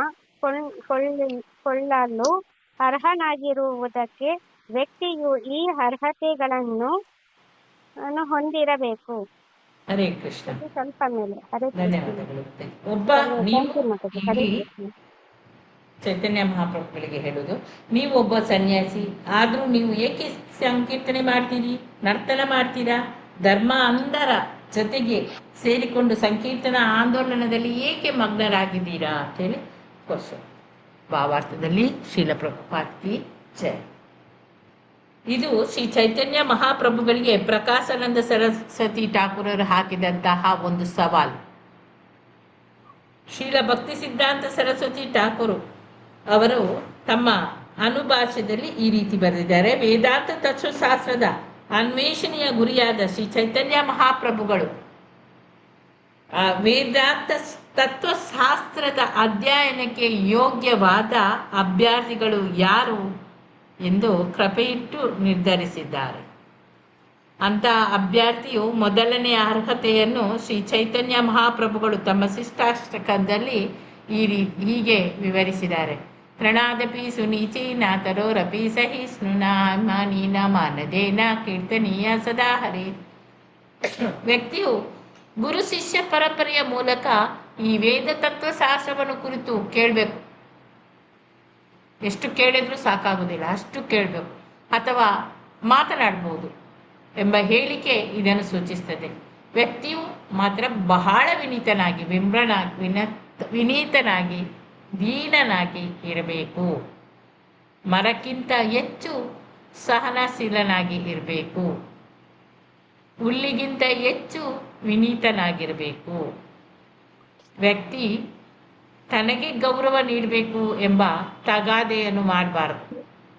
ಆದರೆ ಬೇರೆಯವರಿಗೆ ಎಲ್ಲ ರೀತಿಯ ಗೌರವವನ್ನು ಸಲ್ಲಿಸಲಿಕ್ಕೆ ಅವನು ಸಿದ್ಧನಾಗಿರಬೇಕು. ಈ ವೈದಿಕ ಜ್ಞಾನವನ್ನು ಅರ್ಥ ಮಾಡಿಕೊಳ್ಳಲು ಅರ್ಹನಾಗುವುದಕ್ಕೆ ವ್ಯಕ್ತಿಯು ಈ ಅರ್ಹತೆಗಳನ್ನೆಲ್ಲ ಹೊಂದಿರಬೇಕು. ಅದೇ ಶ್ಲೋಕ 69. ವೇದಾಂತ ಪಠನ ಧ್ಯಾನ ಸನ್ಯಾಸಿರ ಧರ್ಮ ತಾಹ ಚಾಡಿ ಕಾರೈಕೆನ ಬಾಹು ಕೇರ ಕರ್ಮ. VOY36 ಅಂತಿದೆ, ಓದ್ತೀರಾ ಅವರು? ಆಗ್ಲೇ ಅನ್ಮ್ಯೂಟ್ ಆದ್ರು ಅವರು. ಹರೇ ಕೃಷ್ಣ ಮಾತಾಜಿ. ಓದಿ ಮತ್ತೆ. ವೇದಾಂತನ ಪಠನ ಧ್ಯಾನ ಸನ್ಯಾಸಿರ ಧರ್ಮ ತಾಹ ಚಾಡಿ ಕಾರಕೇನ ಬಾಹು ಕೇರ ಕರ್ಮ. ವೇದಾಂತನ ಪಠನ, ವೇದಾಂತ ತತ್ವಶಾಸ್ತ್ರವನ್ನು ಅಧ್ಯಯನ ಮಾಡುವುದು, ಧ್ಯಾನ ಮಾಡುವುದು ಸನ್ಯಾಸಿಗಳ ಧರ್ಮ ಕರ್ತವ್ಯಗಳು. ತಾಹ ಚಾಡಿ ಅವನನ್ನು ಕೈಬಿಟ್ಟು, ಕರ ನೀವು ಮಾಡುತ್ತಿದ್ದೀರಿ, ಕೇನೆ ಏಕೆ, ಬಾಹುಕೇರ ಮತಾಂತರ ಕರ್ಮ ಕೆಲಸಗಳು. ಅನುವಾದ: ಧ್ಯಾನ ಮತ್ತು ವೇದಾಂತದ ಅಧ್ಯಯನದ ಸನ್ಯಾಸಿಯು ಏಕಮಾತ್ರ ಕರ್ತವ್ಯ. ನೀವು ಏಕೆ ಇವನ್ನು ತೊರೆದು ಮತಾಂಧರೊಡನೆ ನರ್ತನದಲ್ಲಿ ತೊಡಗಿದ್ದೀರಿ? ಭಾವಾರ್ಥ: ಶ್ರೀಲ ಪ್ರಭುಪಾದರಿಗೆ ಜಯವಾಗಲಿ. 41ನೆಯ ಶ್ಲೋಕಕ್ಕೆ ಸಂಬಂಧಿಸಿದಂತೆ ವಿವರಿಸುತ್ತಿರುವ ಹಾಗೆ, ಮಾಯಾವಾದಿ ಸನ್ಯಾಸಿಗಳು ಸಂಕೀರ್ತನೆ ಮತ್ತು ನರ್ತನಗಳನ್ನು ಒಪ್ಪುವುದಿಲ್ಲ. ಸಾರ್ವಭೌಮ ಭಟ್ಟಾಚಾರ್ಯರಂತೆ ಪ್ರಕಾಶಾನಂದ ಸರಸ್ವತಿ ಆದರೂ ಅವರು ಶ್ರೀ ಚೈತನ್ಯ ಮಹಾಪ್ರಭುಗಳು ಒಬ್ಬ ದಿಕ್ಕು ತಪ್ಪಿದ ತರುಣ ಸನ್ಯಾಸಿ ಎಂದು ತಪ್ಪಾಗಿ ತಿಳಿದಿದ್ದರು. ಆದ್ದರಿಂದ ಸನ್ಯಾಸಿಯ ಕರ್ತವ್ಯವನ್ನು ಮಾಡದೆ ಮತಾಂಧರೊಡನೆ ಏಕೆ ಸೇರಿಕೊಂಡಿದ್ದೀರಿ ಎಂದು ಅವರನ್ನು ಕೇಳಿದರು. ಹರೇ ಕೃಷ್ಣ ಮಾತಾಜಿ. ಹರೇ ಕೃಷ್ಣ. ಧ್ಯಾನ ಮತ್ತು ವೇದಾಂತದ ಅಧ್ಯಯನದ ಈ ಸನ್ಯಾಸಿ ಅವರಿಗೆ ಕೆಲಸ, ಏಕಮಾತ್ರ ಕೆಲಸ ಇದೆ, ವೇದಾಂತ ಅಧ್ಯಯನ ಮತ್ತು ಧ್ಯಾನ ಮಾಡೋದು. ನೀವು ಏಕೆ ಇದನ್ನೆಲ್ಲ ತುರಿದು ಈ ಮತ ಅಂಧರೊಡನೆ ನರ್ತನದಲ್ಲಿ ನೀವು ತೊಡಗಿದ್ದೀರಾ? ಯಾಕೆ 41ನೇ ಶ್ಲೋಕದಲ್ಲಿ ಹೇಳಿದ್ದಾರೆ, ಮಾಯಾವಾದಿ ಅವರು ಭಕ್ತಿ ವೇದಾಂತವನ್ನು ಅಭ್ಯಾಸ ಮಾಡುವುದಿಲ್ಲ, ಅಧ್ಯಯನ ಮಾಡುವುದಿಲ್ಲ, ಸಂಕೀರ್ತನೆ ಮಾಡುವುದು, ನರ್ತಿಸುವುದು, ಅದನ್ನೆಲ್ಲ ನಿಜವಾಗಿ ಭಾಗವತ ಧರ್ಮ ಅಂತ ಹೇಳ್ತಾರೆ. ಆದರೆ ಇದು ಮಾಯಾವಾದಿಗಳಿಗೆ ಗೊತ್ತಿಲ್ಲ. ಅವರಿಗೆ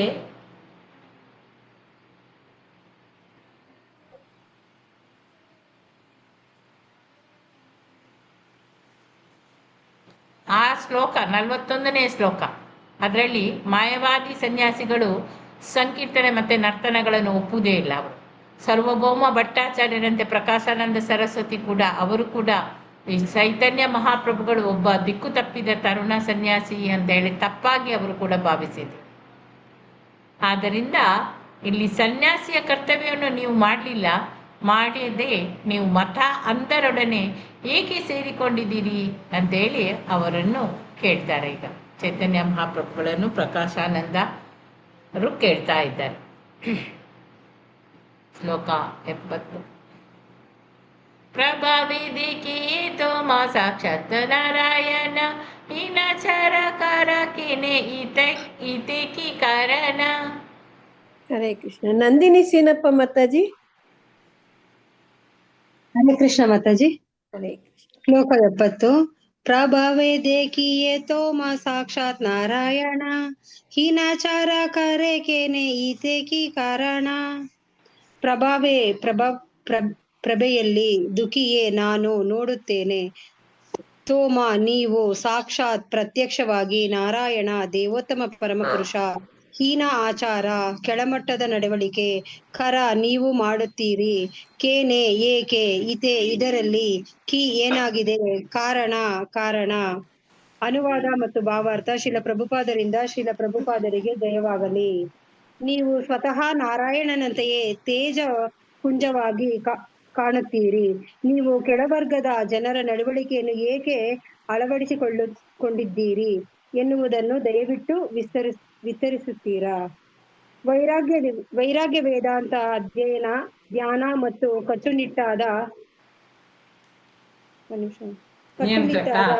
ನಿಯಂತ್ರಕ ತತ್ವಗಳ ದೈನಂದಿನ ಆಚರಣೆಯಿಂದ ಮಾಯಾವಾದಿ ಸನ್ಯಾಸಿಗಳು ನಿಶ್ಚಯವಾಗಿಯೂ ಪುಣ್ಯ ಕಾರ್ಯಗಳನ್ನು ಮಾಡುವಂತಹ ಸ್ಥಾನದಲ್ಲಿದ್ದಾರೆ. ಹೀಗೆ ದೈವಭಕ್ತಿಯುಳ್ಳ ಪ್ರಕಾಶಾನಂದ ಸರಸ್ವತಿ ಅವರಿಗೆ ಚೈತನ್ಯ ಮಹಾಪ್ರಭುಗಳು ಸಾಧಾರಣ ವ್ಯಕ್ತಿಯಲ್ಲ, ದೇವೋತ್ತಮ ಪರಮಪುರುಷನಾದ ನಾರಾಯಣನೇ ಎಂದು ಅರ್ಥ ಮಾಡಿಕೊಳ್ಳುವ ಶಕ್ತಿ ಇತ್ತು. ಮಾಯಾವಾದಿ ಸನ್ಯಾಸಿಗಳು ಒಬ್ಬರನ್ನೊಬ್ಬರು ನಾರಾಯಣ ಎಂದು ಬೋಧಿಸುತ್ತಾರೆ, ಏಕೆಂದರೆ ಅವರೆಲ್ಲರೂ ಮುಂದಿನ ಜನ್ಮದಲ್ಲಿ ನಾರಾಯಣರಾಗುತ್ತಾರೆ ಅಥವಾ ನಾರಾಯಣನಲ್ಲಿ ಲೀನರಾಗುತ್ತಾರೆ ಎಂದು ಭಾವಿಸಿದ್ದಾರೆ. ಚೈತನ್ಯ ಮಹಾಪ್ರಭುಗಳು ಈಗಾಗಲೇ ಪ್ರತ್ಯಕ್ಷ ನಾರಾಯಣನೇ ಆಗಿದ್ದಾರೆ ಹಾಗೂ ಮುಂದಿನ ಜನ್ಮದವರೆಗೂ ಕಾಯಬೇಕಾಗಿಲ್ಲ ಎಂಬುದನ್ನು ಪ್ರಕಾಶಾನಂದ ಸರಸ್ವತಿ ಅವರು ಅರ್ಥ ಮಾಡಿಕೊಳ್ಳಬಲ್ಲವರಾಗಿದ್ದರು. ವೈಷ್ಣವರಿಗೂ ಮಾಯಾವಾದಿ ತತ್ವಜ್ಞಾನಿಗಳಿಗೂ ಒಂದು ವ್ಯತ್ಯಾಸವಿದೆ.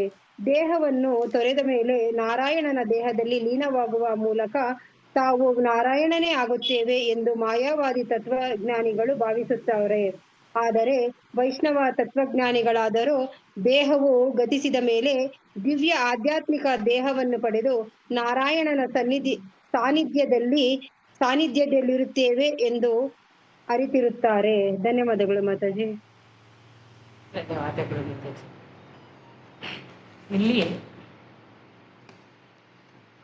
ನೀವು ಸ್ವತಃ ನಾರಾಯಣನಂತೆ ಅಷ್ಟು ಪ್ರಕಾಶಪುಂಜವಾಗಿ ನೀವು ಕಾಣ್ತಾ ಇದ್ದೀರಾ. ನೀವು ಕೆಲ ವರ್ಗದ ಜನರ ನಡವಳಿಕೆಯನ್ನು ಏಕೆ ಅಳವಡಿಸಿಕೊಳ್ತೀರಿ ಎನ್ನುವುದನ್ನು ನನಗೀಗ ದಯವಿಟ್ಟು ತಿಳಿಸಿ ಅಂತೇಳಿ ವಿವರಿಸಿ ಅಂತೇಳಿ ಹೇಳ್ತಾ ಇದ್ದಾರೆ. ಭಾವಾರ್ಥದಲ್ಲಿ ವೈರಾಗ್ಯ ವೇದಾಂತದ ಅಧ್ಯಯನ, ಧ್ಯಾನ ಮತ್ತು ಕಟ್ಟುನಿಟ್ಟಾದ ನಿಯಂತ್ರಕ ತತ್ವಗಳ ಈ ದೈನಂದಿನ ಆಚರಣೆಯಿಂದ ಮಾಯವಾದಿ ಸನ್ಯಾಸಿಗಳು ನಿಶ್ಚಯವಾಗಿಯೂ ಪುಣ್ಯ ಕಾರ್ಯಗಳನ್ನು ಮಾಡುವಂತಹ ಸ್ಥಾನದಲ್ಲಿ ಇದ್ದಾರೆ ಅವರು. ಹೀಗೆ ದೈವ ಭಕ್ತಿಯುಳ್ಳ ಪ್ರಕಾಶಾನಂದ ಸರಸ್ವತಿ ಅವರಿಗೆ ಚೈತನ್ಯ ಮಹಾಪ್ರಭುಗಳು ಸಾಧಾರಣ ವ್ಯಕ್ತಿಯಲ್ಲ, ದೇವೋತ್ತಮ ಪರಮಪುರುಷನಾದ ನಾರಾಯಣನೇ ಎಂದು ಅರ್ಥ ಮಾಡಿಕೊಳ್ಳುವಂತಹ ಶಕ್ತಿ ಕೂಡ ಇತ್ತು. ಮಾಯವಾದಿ ಸನ್ಯಾಸಿಗಳು ಒಬ್ಬರನ್ನೊಬ್ಬರು ನಾರಾಯಣ ಅಂತೇಳಿ ಸಂಬೋಧಿಸ್ತಾರೆ, ಏಕೆಂದರೆ ಅವರೆಲ್ಲರೂ ಮುಂದಿನ ಜನ್ಮದಲ್ಲಿ ನಾರಾಯಣರಾಗ್ತಾರೆ ಅಥವಾ ನಾರಾಯಣನಲ್ಲಿ ಲೀನ ಆಗ್ತಾರೆ ಎಂದು ಅವರು ಭಾವಿಸಿದ್ದಾರೆ. ಚೈತನ್ಯ ಮಹಾಪ್ರಭುಗಳು ಈಗಾಗಲೇ ಪ್ರತ್ಯಕ್ಷ ಅವರು ನಾರಾಯಣನೇ ಆಗಿದ್ದಾರೆ ಹಾಗೂ ಮುಂದಿನ ಜನ್ಮದವರೆಗೂ ಕೂಡ ಕಾಯಬೇಕು ಅಂತೇಳಿ ಇಲ್ಲ ಎಂಬುದನ್ನು ಪ್ರಕಾಶಾನಂದ ಸರಸ್ವತಿ ಅವರು ಅರ್ಥ ಮಾಡಿಕೊಳ್ಳಬಲ್ಲವರಾದರು. ಆಗಿದ್ರು ವೈಷ್ಣವರಿಗೂ ಮಾಯವಾದಿ ತತ್ವಜ್ಞಾನಿಗಳಿಗೂ ಒಂದು ವ್ಯತ್ಯಾಸ ಇದೆ. ದೇಹವನ್ನು ತೊರೆದ ಮೇಲೆ ನಾರಾಯಣನ ದೇಹದಲ್ಲಿ ಲೀನವಾಗುವ ಮೂಲಕ ತಾವು ನಾರಾಯಣನೇ ಆಗುತ್ತೇವೆ ಅಂತೇಳಿ ಮಾಯವಾದಿ ತತ್ವಜ್ಞಾನಿಗಳು ಭಾವಿಸ್ತಾರೆ.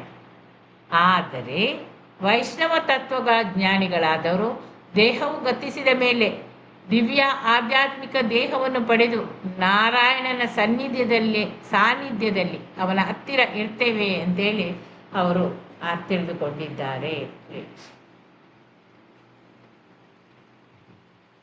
ಶ್ಲೋಕ 71. ಪ್ರಭು ಕಹೆ ಸುನ ಶ್ರೀಪಾದ ಹರ ಕಾರಣ ಗುರು ಮೊರಿ ಮೂರ್ಖ ದೇಖಿ ಕರಿಲ ಶಾಸನ. ಏ ಮಂಜುಳಾ ಮಾತಾಜಿ. ಕೃಷ್ಣಮೂರ್ತಿ ಪ್ರಭುಜಿ.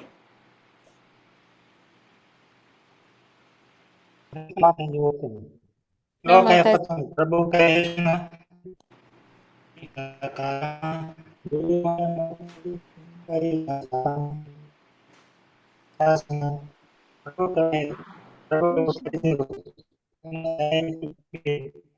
ಶ್ರೀಪಾದ ಮಹಾತ್ಮವೇ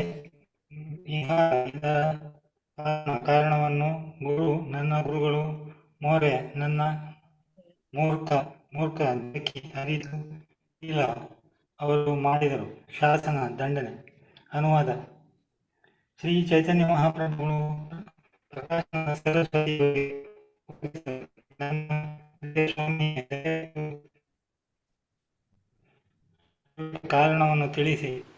ಕಾರಣವನ್ನು ಹೇಳಿ ನನ್ನ ಗುರುಗಳು ನನ್ನನ್ನು ಮೂರ್ಖ ಎಂದು ಪರಿಗಣಿಸಿದರು. ಆದ್ದರಿಂದ ನನ್ನನ್ನು ದಂಡಿಸಿದರು. ಅವರು ನನ್ನನ್ನು ದಂಡಿಸಿದರು. ಭಾವತ ಚೈತನ್ಯ ಮಹಾಪ್ರಭುಗಳು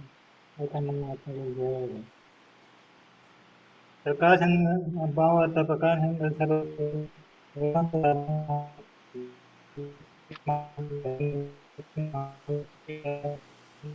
ನನ್ಗೆ ಮಾತ್ರ ಕೇಳುದಿಲ್ಲವಾ? ನಿಮ್ಗೆಲ್ಲರಿಗೂ ಕೇಳುದಿಲ್ಲವಾ?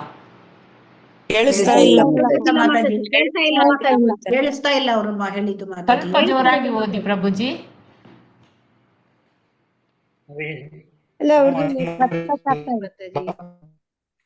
ಕಟ್ ಆಗ್ತದೆ. ನೆಟ್ವರ್ಕ್ ಇಲ್ಲ. ನೆಟ್ವರ್ಕ್ ಇದ್ದ ಜಾಗಕ್ಕೆ ಬನ್ನಿ. ನೆಕ್ಸ್ಟ್ ಓದೂರಂತೆ. ಏ ಮಂಜುಳಾ ಮಾತಾಜಿ ಕಂಟಿನ್ಯೂ ಮಾಡಿ. ಹರೇ ಕೃಷ್ಣ ಮಾತಾಜಿ. ಭಾವಾರ್ಥ ಓದ್ಬೇಕಾ? ಅನುವಾದ ಮೇಲೆ ಮಾಡ್ಬೇಕು, ಕೆಳಗ್ ಬರ್ಬೇಕು. ಅನುವಾದ. ಶ್ರೀಲಾ ಪ್ರಭುಪಾದರಿಂದ ಶ್ರೀಲಾ ಪ್ರಭುಪಾದರಿಗೆ ಜಯವಾಗಲಿ.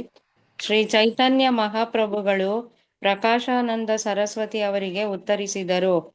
ನನ್ನ ಪ್ರೀತಿಯ ಸ್ವಾಮಿಯೇ, ದಯವಿಟ್ಟು ಕಾರಣವನ್ನು ಕೇಳಿ. ನನ್ನ ಗುರುಗಳು ನನ್ನನ್ನು ಮೂರ್ಖ ಎಂದು ಪರಿಗಣಿಸಿದ್ದರು, ಆದ್ದರಿಂದ ಅವರು ನನ್ನನ್ನು ದಂಡಿಸಿದರು. ಭಾವಾರ್ಥ.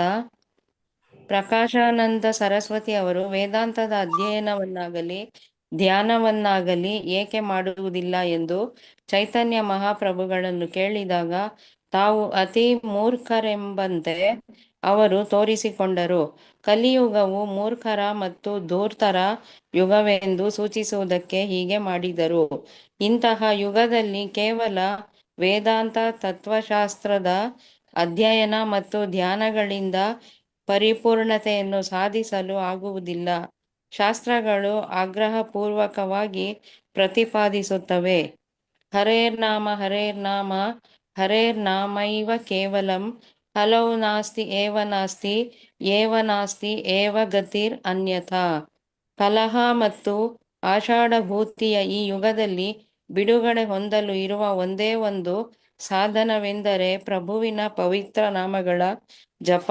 ಬೇರೆ ದಾರಿ ಇಲ್ಲ, ಬೇರೆ ದಾರಿ ಇಲ್ಲ, ಬೇರೆ ದಾರಿ ಇಲ್ಲ.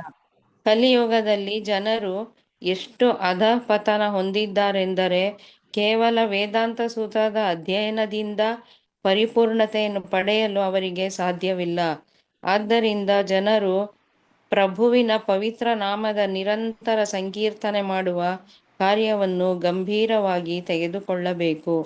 ಹರೇ ಕೃಷ್ಣ ಧನ್ಯವಾದ. ಮಾತಾಜಿ, ಧನ್ಯವಾದಗಳು. ಅನುವಾದ ಭಾವಾರ್ಥ ಶೀಲ ಪ್ರಭುಪಾದರಿಂದ ಶೀಲ ಪ್ರಭುಪಾದ್ ಕಿ ಜೈ. ಶ್ರೀ ಚೈತನ್ಯ ಮಹಾಪ್ರಭುಗಳು ಪ್ರಕಾಶಾನಂದ ಸರಸ್ವತಿಯವರಿಗೆ ಉತ್ತರವನ್ನು ಕೊಡ್ತಾರೆ. ನನ್ನ ಪ್ರೀತಿಯ ಸ್ವಾಮಿಯೇ, ದಯವಿಟ್ಟು ಕಾರಣವನ್ನು ಕೇಳಿ.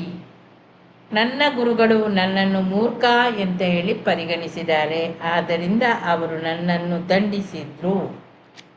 ಭಾವಾರ್ಥದಲ್ಲಿ ಏನು ಹೇಳಿದ್ದಾರೆ ನೋಡೋಣ. ಪ್ರಕಾಶಾನಂದ ಸರಸ್ವತಿ ಅವರು ವೇದಾಂತದ ಅಧ್ಯಯನವನ್ನಾಗಲಿ ಧ್ಯಾನವನ್ನಾಗಲಿ ಏಕೆ ಮಾಡುವುದಿಲ್ಲ ಎಂದು ಚೈತನ್ಯ ಮಹಾಪ್ರಭುಗಳು ಕೇಳಿದಾಗ ತಾವು ಅತೀ ಮೂರ್ಖರೆಂಬಂತೆ ಅವರು ತೋರಿಸಿಕೊಂಡರು.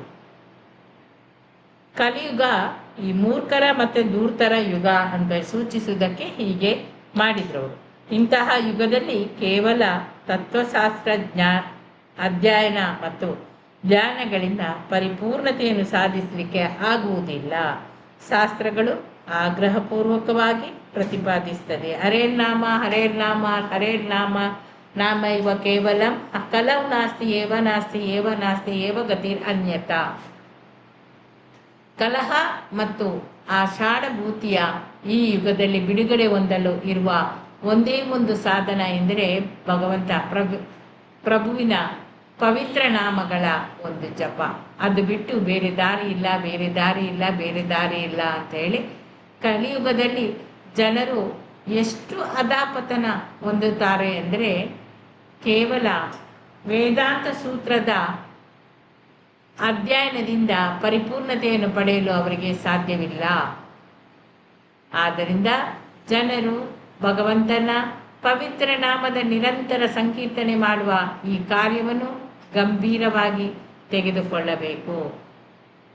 ಹರೇ ಕೃಷ್ಣ. ಶ್ಲೋಕ 72.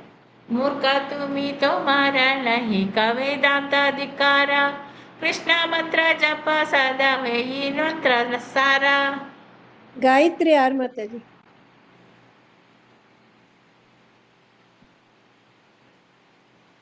ಗಾಯತ್ರಿ ಯಾರು ಮಾತಾಜಿ? ಓದ್ತೀನಿ ಮಾತಾಜಿ. ಭಾವಾರ್ಥ ದೊಡ್ಡದಿದೆ, ಸ್ವಲ್ಪ ಓದಿನಿ. मूर्ख तुम्हें तोमार नाही का वेदांत अधिकार कृष्ण मंत्र जप सदा यही मंत्र सारा. ಮೂರ್ಖ ನೀನೊಬ್ಬ ಮೂರ್ಖ. ತೋಮಾರ ನಿನಗೆ ನಾಹಿಕ ಇಲ್ಲ. ವೇದಾಂತ ತತ್ವಶಾಸ್ತ್ರ ಅಧಿಕಾರ ಅಧ್ಯಯನ ಮಾಡುವ ಅರ್ಥ. ಕೃಷ್ಣ ಮಂತ್ರ ಹರೇ ಕೃಷ್ಣ ಜಪ ಸದಾ ಯಾವಾಗಲೂ. ಏಯಿ ಇದು ಮಂತ್ರ ಸಾರ ಯಾವಾಗಲೂ. ವೈದಿಕ ಜ್ಞಾನದ ಸಾರ. ಅನುವಾದ ಶ್ರೀಲ ಪ್ರಭುಪಾದರಿಗೆ ಜಯವಾಗಲಿ. ನೀನೊಬ್ಬ ಮೂರ್ಖ ಎಂದರವರು. ನೀನು ವೇದಾಂತ ಶಾಸ್ತ್ರವನ್ನು ಅಧ್ಯಯನ ಮಾಡಲು ಅರ್ಹನಲ್ಲ. ಆದ್ದರಿಂದ ನೀನು ಸದಾ ಕೃಷ್ಣ ಪುಣ್ಯನಾಮದ ಜಪವನ್ನು ಮಾಡು. ಇದೇ ಎಲ್ಲ ಮಂತ್ರಗಳ ಅಥವಾ ವೈದಿಕ ಮಂತ್ರಗಳ ಸಾರ ಸರ್ವಸ್ವ. ಭಾವಾರ್ಥ ಶ್ರೀ ಭಕ್ತಿ ಸಿದ್ಧಾಂತ ಸರಸ್ವತಿ ಗೋಸ್ವಾಮಿ ಮಹಾರಾಜ ಅವರು ಈ ವಿಚಾರವಾಗಿ ಹೀಗೆ ವ್ಯಾಖ್ಯಾನ ಮಾಡಿದ್ದಾರೆ. ವ್ಯಕ್ತಿಯು ಗುರುಗಳ ಬಾಯಿಂದ ಕೇಳಿದ ಮಾತುಗಳ ಪ್ರಕಾರ ಯಥಾವತ್ತಾಗಿ ನಡೆದುಕೊಂಡರೆ ತನ್ನ ಜೀವನ ಯಾತ್ರೆಯಲ್ಲಿ ಅತ್ಯಂತ ಪರಿಪೂರ್ಣವಾಗಿ ಯಶಸ್ಸನ್ನು ಸಾಧಿಸುತ್ತಾನೆ. ಗುರುಗಳ ಮಾತನ್ನು ಅಂಗೀಕಾರ ಮಾಡುವುದಕ್ಕೆ ಶ್ರೋತವಾಕ್ಯ ಎಂದು ಕರೆಯುತ್ತಾರೆ. ಶಿಷ್ಯನು ಗುರುಗಳ ಮಾತನ್ನು ಸ್ವಲ್ಪವೂ ಚ್ಯುತಿಯಿಲ್ಲದೆ ನೆರವೇರಿಸುವುದನ್ನು ಇದು ಸೂಚಿಸುತ್ತದೆ. ನಂಗೆ ಇವರು ಓದಿದ್ದು ಕೇಳುದಿಲ್ಲ, ನಿಮ್ಗೆಲ್ಲ ಕೇಳ್ತದಾ? ಲೋ ಇದೆ ಮಾತಾಜಿ ಸ್ವಲ್ಪ ಮೆತ್ತಗಿದೆ ಅವ್ರಿಗೆ. ತುಂಬಾ ಲೋ ಇದೆ ಮಾತಾಜಿ. ಏನು ಸ್ವಲ್ಪ ಕೇಳಿಸ್ತಾ ಜೋರಾಗಿ ಇಲ್ಲ. ಬರಲಾ? ಇದು ಸೂಚಿಸುತ್ತದೆ. ಕ್ರೀಡಾ ವಿಶ್ವನಾಥ ಚಕ್ರವರ್ತಿ ಠಾಕೂರರು ಈ ವಿಚಾರವಾಗಿ ಹೀಗೆ ವ್ಯಾಖ್ಯಾನ ಮಾಡುತ್ತಾರೆ. ಶಿಷ್ಯನು ತನ್ನ ಗುರುಗಳ ಇವಾಗ ಕೇಳ್ತಾ ಇದೆಯಾ ಮಾತಾಜಿ? ಪರವಾಗಿಲ್ಲ ಓದಿ. ಗುರುಗಳ ಮಾತನ್ನು ತನ್ನ ಪ್ರಾಣ ಮತ್ತು ಆತ್ಮ ಎಂಬಂತೆ ಸ್ವೀಕರಿಸಬೇಕು. ಇದನ್ನು ಶ್ರೀ ಚೈತನ್ಯ ಮಹಾಪ್ರಭುಗಳು ತಮ್ಮ ಮಾತುಗಳಿಂದ ಹೀಗೆ ಖಚಿತಪಡಿಸುತ್ತಾರೆ. ಅವರ ಗುರುಗಳು ಕೃಷ್ಣನ ಪುಣ್ಯನಾಮವನ್ನು ಮಾತ್ರ ಜಪಿಸುವಂತೆ ಆದೇಶಿಸಿದರು. ಅವರ ನಿರ್ದೇಶನದ ಪ್ರಕಾರ ಚೈತನ್ಯ ಮಹಾಪ್ರಭುಗಳು ಹರೇ ಕೃಷ್ಣ ಮಹಾಮಂತ್ರ ಸದಾ ಜಪಿಸುತ್ತಿದ್ದಾರೆ. ಕೃಷ್ಣ ಮಂತ್ರ ಜಪ ಸದಾ ಏಯಿ ಮಂತ್ರಸಾರ. ಹರೇ ಕೃಷ್ಣ ಮಾತಾಜಿ, ಧನ್ಯವಾದಗಳು. ಗೀತಾ ಮೋಹನ್ ಮಾತಾಜಿ. ಹರೇ ಕೃಷ್ಣ ಮಾತಾಜಿ. ಕೃಷ್ಣನು ಎಲ್ಲದರ ಮೂಲ. ಆದ್ದರಿಂದ ಒಬ್ಬ ವ್ಯಕ್ತಿಯು ಸಂಪೂರ್ಣ ಕೃಷ್ಣ ಪ್ರಜ್ಞಾವಂತನಾಗಿದ್ದರೆ ಕೃಷ್ಣನೊಡನೆ ಅವನ ಸಂಬಂಧವು ಸಂಪೂರ್ಣವಾಗಿ ಖಚಿತಗೊಂಡಿದೆ ಎಂಬುದನ್ನು ಅರ್ಥ ಮಾಡಿಕೊಳ್ಳಬೇಕು. ಕೃಷ್ಣ ಪ್ರಜ್ಞೆ ಇಲ್ಲದವನು ಕೃಷ್ಣನೊಡನೆ ಭಾಗಶಃ ಸಂಬಂಧ ಹೊಂದಿರುತ್ತಾನೆ. ಆದ್ದರಿಂದ ಅವನು ತನ್ನ ಸಹಜ ಸ್ವರೂಪದಲ್ಲಿ ಇರುವುದಿಲ್ಲ. ಶ್ರೀ ಚೈತನ್ಯ ಮಹಾಪ್ರಭುಗಳು ಸ್ವತಃ ದೇವೋತ್ತಮ ಪರಮ ಪುರುಷನಾದ ಕೃಷ್ಣನೇ ಆಗಿದ್ದಾರೆ. ಅವರು ಸಮಸ್ತ ಬ್ರಹ್ಮಾಂಡಕ್ಕೆ ಗುರು. ಆದರೂ ಅವರು ಭಕ್ತನ ಸ್ಥಾನವನ್ನು ಸ್ವೀಕರಿಸಿದರು. ಸದಾ ಹರೇ ಕೃಷ್ಣ ಮಹಾಮಂತ್ರವನ್ನು ಜಪ ಮಾಡಬೇಕೆಂಬ ಗುರುಗಳ ಆಜ್ಞೆಯನ್ನು ಶಿಷ್ಯನು ಹೇಗೆ ಕಟ್ಟುನಿಟ್ಟಾಗಿ ಪಾಲಿಸಬೇಕು ಎಂಬುದನ್ನು ತಮ್ಮ ದೃಷ್ಟಾಂತದ ಮೂಲಕ ಬೋಧಿಸುವುದು ಅವರ ಉದ್ದೇಶ. ವೇದಾಂತ ತತ್ವಶಾಸ್ತ್ರದ ಅಧ್ಯಯನದ ಬಗೆಗೆ ಬಹಳವಾಗಿ ಆಕರ್ಷಿತನಾದ ವ್ಯಕ್ತಿಯು ಶ್ರೀ ಚೈತನ್ಯ ಮಹಾಪ್ರಭುಗಳಿಂದ ಪಾಠಗಳನ್ನು ಕಲಿಯಬೇಕು. ಈ ಯುಗದಲ್ಲಿ ವೇದಾಂತ ಅಧ್ಯಯನ ಮಾಡಲು ಯಾರೂ ಅರ್ಹರಲ್ಲ. ಆದ್ದರಿಂದ ಸಕಲ ವೈದಿಕ ಜ್ಞಾನದ ಸಾರವಾದ ಪ್ರಭುವಿನ ಪುಣ್ಯನಾಮವನ್ನು ಜಪಿಸುವುದೇ ಶ್ರೇಷ್ಠ. ಸ್ವತಃ ಕೃಷ್ಣನೇ ಭಗವದ್ಗೀತೆಯಲ್ಲಿ 15.15 ಇದನ್ನು ಖಚಿತಪಡಿಸಿದ್ದಾನೆ. ಧನ್ಯವಾದಗಳು. ವೇದೇಶ್ಯ ಸರ್ವೇರ್ ಅಹಮೇವ ವೇದ್ಯೋ ವೇದಾಂತ ಕೃತ್ ವೇದ ವಿದೇವ ಚಾಹಂ. ಎಲ್ಲ ವೇದಗಳಿಂದ ತಿಳಿಯಬೇಕಾದವನು ನಾನು, ವೇದಾಂತದ ಕರ್ತೃ ನಾನು, ವೇದಗಳನ್ನು ತಿಳಿದವನು ನಾನೇ. ಮೂರ್ಖರು ಮಾತ್ರ ಗುರುಗಳ ಸೇವೆಯನ್ನು ತೊರೆದು ಆಧ್ಯಾತ್ಮಿಕ ಜ್ಞಾನದಲ್ಲಿ ತಾವು ಪ್ರಗತಿಯನ್ನು ಸಾಧಿಸಿದ್ದೇವೆ ಎಂದು ಭಾವಿಸುತ್ತಾರೆ. ಅಂತಹ ಮೂರ್ಖರನ್ನು ತಡೆಯುವುದಕ್ಕಾಗಿ ಸ್ವತಃ ಚೈತನ್ಯ ಮಹಾಪ್ರಭುಗಳೇ ಶಿಷ್ಯನಾಗಿರುವುದು ಹೇಗೆ ಎನ್ನುವುದಕ್ಕೆ ಪರಿಪೂರ್ಣವಾದ ದೃಷ್ಟಾಂತವನ್ನು ಒದಗಿಸಿದರು. ಪ್ರತಿಯೊಬ್ಬ ಶಿಷ್ಯನನ್ನು ಒಂದು ನಿರ್ದಿಷ್ಟ ಕರ್ತವ್ಯದಲ್ಲಿ ತೊಡಗಿಸುವುದು ಹೇಗೆ ಎಂದು ಗುರುಗಳಿಗೆ ಚೆನ್ನಾಗಿ ಗೊತ್ತು. ಆದರೆ ಶಿಷ್ಯನು ತನ್ನ ಗುರುಗಳಿಗಿಂತ ತಾನು ಹೆಚ್ಚು ಪ್ರಗತಿಯನ್ನು ಸಾಧಿಸಿದ್ದೇನೆ ಎಂದು ಭಾವಿಸಿ ಅವರ ಆದೇಶಗಳನ್ನು ಅನುಸರಿಸದೆ ತಾನೇ ಸ್ವತಂತ್ರವಾಗಿ ವ್ಯವಹರಿಸಿದರೆ ತನ್ನ ಆಧ್ಯಾತ್ಮಿಕ ಪ್ರಗತಿಗೆ ತಾನೇ ಮುಳುವಾಗುತ್ತಾನೆ. ಪ್ರತಿಯೊಬ್ಬ ಶಿಷ್ಯನು ತನಗೆ ಕೃಷ್ಣ ವಿಜ್ಞಾನವು ಸಂಪೂರ್ಣವಾಗಿ ತಿಳಿಯದು ಎಂದೇ ಭಾವಿಸಬೇಕು. ಕೃಷ್ಣ ಪ್ರಜ್ಞೆಯಲ್ಲಿ ಸಮರ್ಥನಾಗಲು ಗುರುಗಳ ಆದೇಶಗಳನ್ನು ಪಾಲಿಸಲು ಸದಾ ಸನ್ನದ್ಧನಾಗಿರಬೇಕು. ಶಿಷ್ಯನು ತನ್ನ ಗುರುಗಳ ಎದುರಿಗೆ ಸದಾ ಮೂರ್ಖನಾಗಿಯೇ ಇರಬೇಕು. ಆದ್ದರಿಂದ ಹುಸಿ ಆಧ್ಯಾತ್ಮಿಕವಾದಿಗಳು ಶಿಷ್ಯನಾಗಲು ಅರ್ಹತೆ ಇಲ್ಲದವನನ್ನು ಗುರುವಾಗಿ ಸ್ವೀಕರಿಸುತ್ತಾರೆ, ಏಕೆಂದರೆ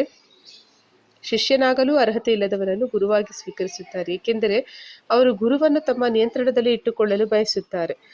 ಇದು ಆಧ್ಯಾತ್ಮಿಕ ಸಾಕ್ಷಾತ್ಕಾರಕ್ಕೆ ನಿಷ್ಪ್ರಯೋಜಕ. ಓದ್ಲಾ ಮಾತಾಜಿ? ಕೃಷ್ಣ ಪ್ರಜ್ಞೆಯನ್ನು ಅಪರಿಪೂರ್ಣವಾಗಿ ಅರಿತವನು ವೇದಾಂತ ತತ್ವಶಾಸ್ತ್ರವನ್ನು ಅರಿಯಲಾರ. ಕೃಷ್ಣ ಪ್ರಜ್ಞೆ ಇಲ್ಲದೆ ವೇದಾಂತ ಅಧ್ಯಯನದ ಒಣ ಪ್ರದರ್ಶನವು ಬಾಹ್ಯ ಶಕ್ತಿಯಾದ ಮಾಯೆಯ ಲಕ್ಷಣ. ವ್ಯಕ್ತಿಯು ಎಲ್ಲಿಯವರೆಗೆ ಸದಾ ಪರಿವರ್ತನಾಶೀಲವಾದ ಐಹಿಕ ಶಕ್ತಿಯ ಅಮಲಿನಿಂದ ಆಕರ್ಷಿತನಾಗಿರುತ್ತಾನೆಯೋ ಅಲ್ಲಿಯವರೆಗೆ ದೇವೋತ್ತಮ ಪರಮ ಪುರುಷರಿಗೆ ತೋರಬೇಕಾದ ಭಕ್ತಿಯಿಂದ ದಿಕ್ಚ್ಯುತನಾಗಿರುತ್ತಾನೆ. ವೇದಾಂತ ತತ್ವಶಾಸ್ತ್ರದ ನಿಜವಾದ ಅನುಯಾಯಿಯು ಪ್ರಭು ವಿಷ್ಣುವಿನ ಭಕ್ತನಾಗಿರುತ್ತಾನೆ. ಪ್ರಭು ವಿಷ್ಣುವು ಮಹತೋ ಮಹೀಯಾಂ ಮತ್ತು ಸಮಸ್ತ ಬ್ರಹ್ಮಾಂಡದ ಪಾಲಕ. ವ್ಯಕ್ತಿಯು ಪರಿಮಿತದ ಸೇವೆಯ ಕಾರ್ಯಗಳ ಕ್ಷೇತ್ರವನ್ನು ದಾಟುವವರೆಗೂ ಅನಂತವನ್ನು ತಲುಪಲಾರ. ಅನಂತವನ್ನು ಕುರಿತ ಜ್ಞಾನವೆಂದರೆ ನಿಜವಾದ ಬ್ರಹ್ಮಜ್ಞಾನ ಅಥವಾ ಪರಮನನ್ನು ಕುರಿತ ಜ್ಞಾನ. ಕಾಮ್ಯಕರ್ಮಗಳ ಮತ್ತು ಜ್ಞಾನ ಜಿಜ್ಞಾಸೆಯ ವ್ಯಸನಿಗಳಾದವರು ಪ್ರಭು ಕೃಷ್ಣನ ಪವಿತ್ರ ನಾಮದ ಬೆಲೆಯನ್ನು ಕಾಮ್ಯಕರ್ಮಗಳ ಮತ್ತು ಜ್ಞಾನ ಜಿಜ್ಞಾಸೆಯ ವ್ಯಸನಿಗಳಾದವರು ಪ್ರಭು ಕೃಷ್ಣನ ಪವಿತ್ರ ನಾಮದ ಬೆಲೆಯನ್ನು ಅರಿಯಲಾರರು. ಅದು ಸದಾ ಸಂಪೂರ್ಣ ಪರಿಶುದ್ಧ, ಶಾಶ್ವತ, ಮುಕ್ತ ಹಾಗೂ ಆಧ್ಯಾತ್ಮಿಕ ಆನಂದದಿಂದ ತುಂಬಿರುತ್ತದೆ. ಪ್ರಭುವಿಗೆ ಸಮಾನವಾಗಿರುವ ಪ್ರಭುವಿನ ಪವಿತ್ರ ನಾಮದ ಆಸರೆಯನ್ನು ಪಡೆದವನು ವೇದಾಂತ ತತ್ವಶಾಸ್ತ್ರವನ್ನು ಅಧ್ಯಯನ ಮಾಡಬೇಕಾಗಿಲ್ಲ, ಏಕೆಂದರೆ ಅವನ ಅಂತಹ ಅಧ್ಯಯನವನ್ನು ಆಗಲೇ ಮುಗಿಸಿದ್ದಾನೆ. ಕೃಷ್ಣನ ಪವಿತ್ರ ನಾಮವನ್ನು ಜಪಿಸಲು ಅರ್ಹನಾಗಿರುವವನು ಪವಿತ್ರ ನಾಮವು ಕೃಷ್ಣನಿಗಿಂತ ಬೇರೆ ಎಂದು ಭಾವಿಸುತ್ತಾನೆ. ಆದ್ದರಿಂದ ಕೃಷ್ಣನನ್ನು ಅರ್ಥ ಮಾಡಿಕೊಳ್ಳಲು ವೇದಾಂತದ ಅಧ್ಯಯನದ ಮೊರೆ ಹೋಗುತ್ತಾನೆ. ಅಂಥವನನ್ನು ಮಹಾಮೂರ್ಖ ಎಂದು ಪರಿಗಣಿಸಬೇಕು. ಇದನ್ನು ಚೈತನ್ಯ ಮಹಾಪ್ರಭುಗಳು ತಮ್ಮ ನಡವಳಿಕೆಯಿಂದ ಖಚಿತಪಡಿಸಿದ್ದಾರೆ. ವೇದಾಂತ ತತ್ವಶಾಸ್ತ್ರವನ್ನು ಒಂದು ಜಿಜ್ಞಾಸಾ ವೃತ್ತಿಯಾಗಿ ಮಾಡಿಕೊಳ್ಳಲು ಬಯಸುವವರನ್ನು ಐಹಿಕ ಶಕ್ತಿಯ ಪರಿಧಿಯೊಳಗೆ ಇದ್ದಾರೆ ಎಂದು ಪರಿಗಣಿಸಲಾಗಿದೆ. ಸದಾ ಪ್ರಭುವಿನ ಪವಿತ್ರ ನಾಮವನ್ನು ಜಪಿಸುತ್ತಿರುವವನು ಆಗಲೇ ಅಜ್ಞಾನದ ಸಮುದ್ರವನ್ನು ದಾಟಿದವನು. ಹೀಗೆ ಕೆಳವರ್ಗದ ಕುಟುಂಬದಲ್ಲಿ ಜನಿಸಿದವನು ಪ್ರಭುವಿನ ಪವಿತ್ರ ನಾಮದ ಜಪದಲ್ಲಿ ತೊಡಗಿದ್ದರೆ ವೇದಾಂತ ತತ್ವಶಾಸ್ತ್ರದ ಅಧ್ಯಯನದ ಮಿತಿಯನ್ನು ಮೀರಿದವನು ಎಂದು ಪರಿಗಣಿಸಲಾಗುತ್ತದೆ. ಈ ಸಂಬಂಧವಾಗಿ ಶ್ರೀಮದ್ ಭಾಗವತವು 3.33.7 ಹೀಗೆ ಹೇಳುತ್ತದೆ. ಹರೇ ಕೃಷ್ಣ ಮಾತಾಜಿ. ಹಾ ಮಾತಾಜಿ. ಗೀತಾ हरे कृष्ण माता जी।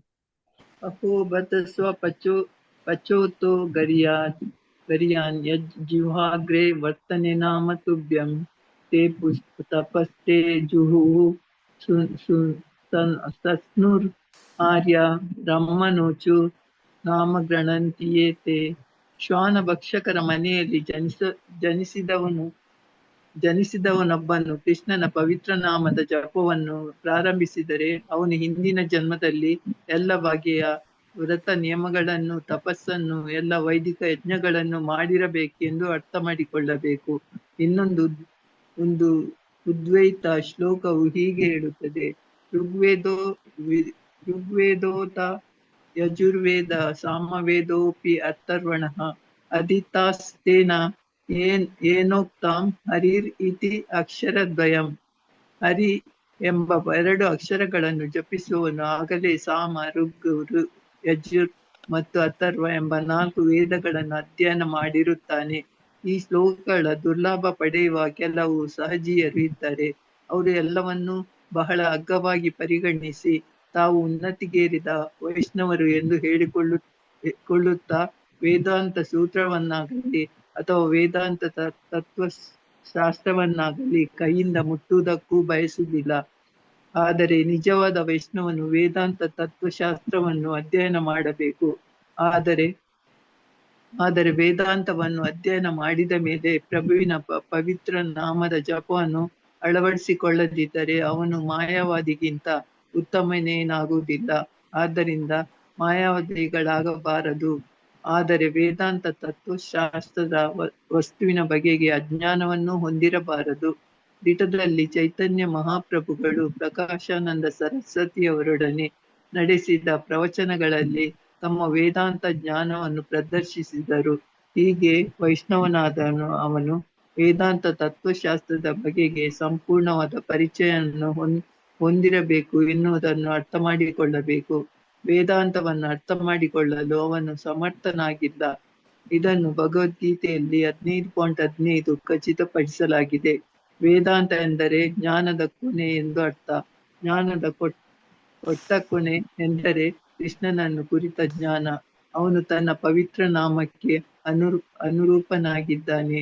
ಅಗ್ಗದ ವೈಷ್ಣವರು, ಸಹಜಿಯರು, 4 ಆಚಾರ್ಯರು ವ್ಯಾಖ್ಯಾನ ಮಾಡಿದಂತಹ ವೇದಾಂತ ತತ್ವಜ್ಞಾನವನ್ನು ಅಧ್ಯಯನ ಮಾಡಲು ಲಕ್ಷ್ಯ ಕೊಡುವುದಿಲ್ಲ.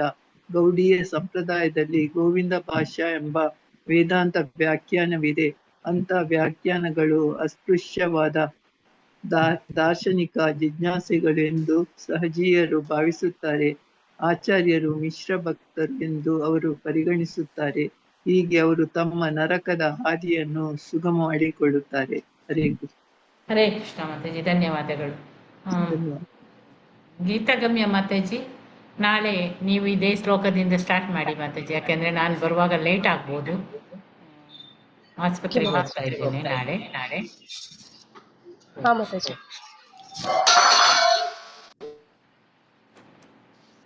ವಾಂಛಾಕಲ್ಪತರುಭ್ಯಶ್ಚ ಕೃಪಾ ಸಿಂಧುಭ್ಯ ಏವ ಚ ಪತಿತಾನಾಂ ಪಾವನೇಭ್ಯೋ